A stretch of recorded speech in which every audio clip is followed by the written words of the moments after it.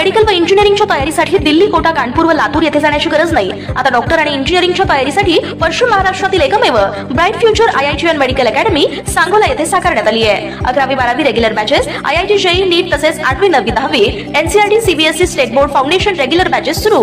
वरील सर्व कोर्स दिल्ली, कोटा, राजस्थान, कानपूर, लातूर येथील तज्ञ प्राध्यापक वर्गाकडून मार्गदर्शन। आमचा पत्ता भाऊसाहेब लोखंडे हाइट्स, दुसरा मजला, वाडेगाव नाका, सांगोला। संपर्क 9307 30 39 71।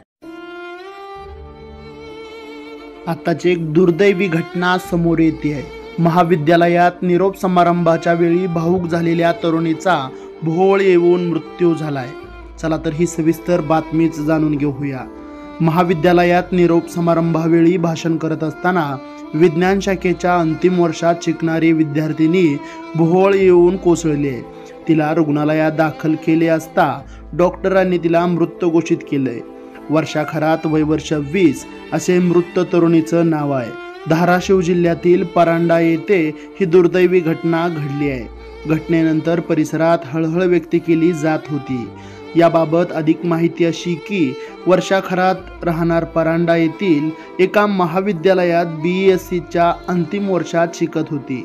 महाविद्यालयीन परीक्षा तोंडावर आल्याने विद्यार्थ्यांना निरोप देण्यासाठी महाविद्यालयात निरोप समारंभ कार्यक्रम आयोजित करण्यात आलेला होता।